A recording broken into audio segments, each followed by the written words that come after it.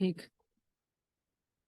अच्छा, हम जल्दी से ये जो मैंने आप लोगों को एक टास्क दिया था, एक क्वेश्चन दिया था, उसमें फिर आंसर्स भी दिए थे ऑप्शंस में। तो उसको डिस्कस कर लेते हैं कि वो उसका आंसर कौन सा है। जो फिगर थी उसमें से उसका आंसर है डी। ठीक है। जो मैंने फिगर दी थी आप लोग को आंसर्स की ना, तो डी कैसे है देखें। असल में आप लोग जो है ना कोड को कंपाइलर की तरह सोचा करें।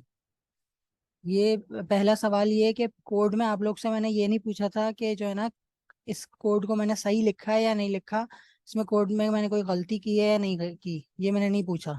ठीक है।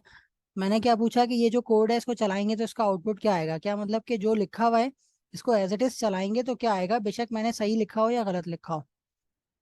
ठीक है। तो मैंने आप लोग को जानबूझ के कंफ्यूज करने के लिए ही कुछ इसमें ऐसी चीजें की थी जिसकी वजह से आप लोग को आंसर देना मुश्किल हो जाता। ठीक है। तो अब देखें, सबसे पहले हमने क्या किया हुआ है यहाँ पे। अब इसको कंपाइलर की तरह पढ़ता हूँ, मैं समझता हूँ। ठीक है।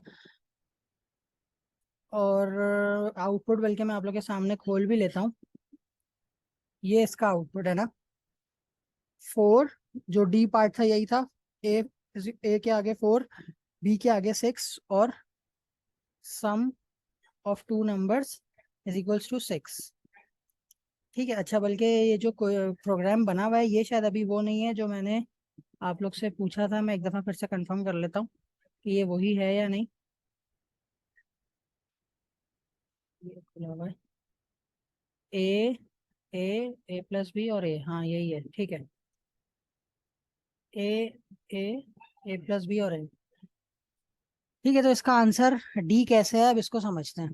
अगर हम हमेशा कंपाइलर की तरह सोचा करें प्रोग्राम को ना, कंपाइलर की तरह जब सोचेंगे तो यहाँ पे आएंगे सबसे पहले। ये डिक्लेयर कर रहा है 3 वेरिएबल्स को, तो उसको तो कुछ करना नहीं है हमें। आगे आएंगे प्रिंट एफ। इस प्रिंट एफ का मतलब क्या है, आउटपुट पे ये प्रिंट कर दो बस। एंटर वैल्यू ऑफ ए, ये प्रिंट कर दो आउटपुट पे। प्रिंट एफ का ये मतलब है।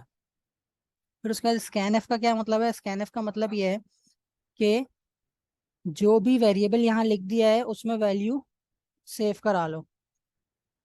ठीक है।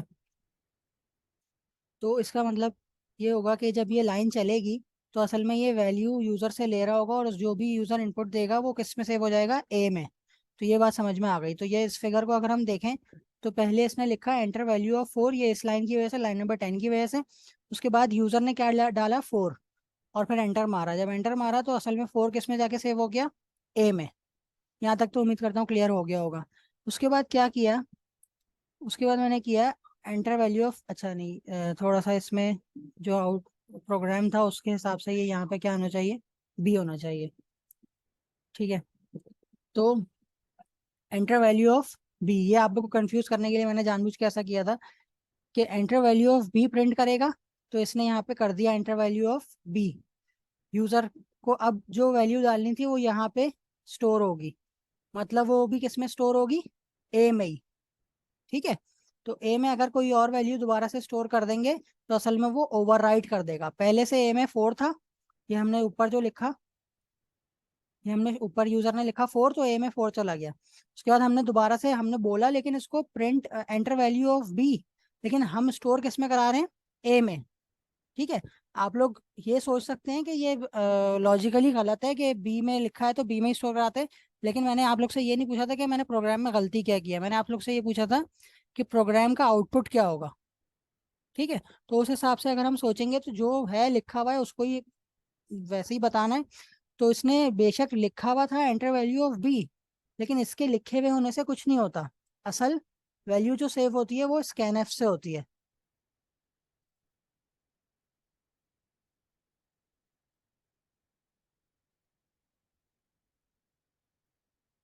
हाँ, ये कंफ्यूज करने के लिए ही बोला था मैंने अभी कमेंट पढ़ा है जो कि हमने प्रिंट एफ के हिसाब से देखा। तो देखिए, आपको असल में आपने आपको प्रिंट एफ नहीं देखना, आप लोग को ये सीखना है कि कंपाइलर कैसे चलता है। ठीक है ना। अगर प्रिंट एफ देखना शुरू कर दिया तो फिर तो आप में और यूजर में कोई फर्क नहीं रहेगा। समझ गए बात, मतलब जो आउटपुट देख रहा है यूजर, ये यूजर है ना, यूजर को, ये यूजर के लिए है कि भाई ए में डालो तो वो ए की वैल्यू डालेगा, बी में डालो तो वो बी की वैल्यू डालेगा। लेकिन प्रोग्रामर के लिए ये चीज अहम नहीं है, प्रोग्रामर के लिए कोड अहम है। वो कोड से देखेगा कि भाई बी में उसने बेशक जो भी बोला हुआ हो कि बी में डालो या सी में डालो, वैल्यू किस में जा रही है, ए में ही जा रही है। ये प्रोग्रामर की निशानी है। अगर आप लोग भी इस तरह से सोचेंगे कि यहाँ पे जो लिखा है वो ही सही है, तो फिर तो आप में और यूजर में कोई फर्क नहीं रह जाएगा, प्रोग्रामर और यूजर में कोई फर्क नहीं रह जाएगा। तो हमें प्रोग्रामर की तरह सोचना है कि कोड में क्या हो रहा है, बेशक लिखा हुआ जो भी हो, लेकिन यहाँ क्या हो रहा है, वैल्यू किस में जा रही है, ए में ही जा रही है दोबारा वैल्यू। तो हमने, यूजर ने जब दूसरी वैल्यू जो डाली, क्या डाली यूजर ने दूसरी वैल्यू, 6, तो वो भी किस में जाके सेव हो गई, ए में, और वो ओवरराइट हो गई। पहले वैल्यू जो थी 4, उसको हटा के उसने 6 स्टोर कर दिया उसकी जगह। तो अब ए में क्या वैल्यू आ गई, 6 आ गई। उसके बाद मैंने और कंफ्यूज किया आप लोग को, क्या किया मैंने, ए और बी को प्लस करवा दिया।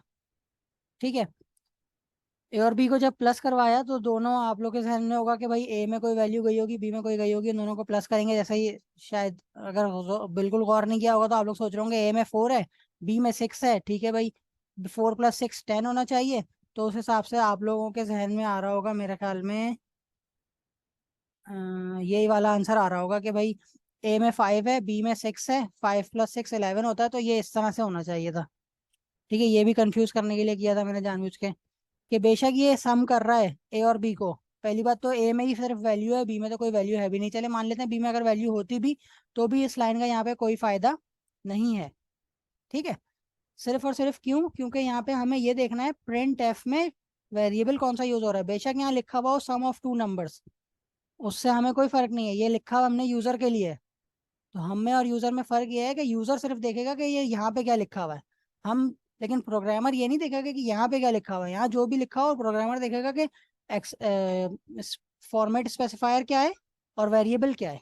जो वेरिएबल है उसकी वैल्यू प्रिंट होगी चाहे यहाँ पे कुछ भी लिखा हुआ हो। तो इसका मतलब क्या है, वैल्यू किसकी प्रिंट होगी, ए की। ठीक है, तो इस वजह से इसका आउटपुट क्या होगा, जो ए की वैल्यू है। तो ए में पहले 4 डाला, फिर आपने दोबारा से ए में ही वैल्यू डाली तो ए में ही 6 आया, और आपने प्रिंट भी ए को करवाया।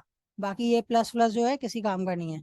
तो इसका आउटपुट डी है, मतलब इसका आंसर डी है।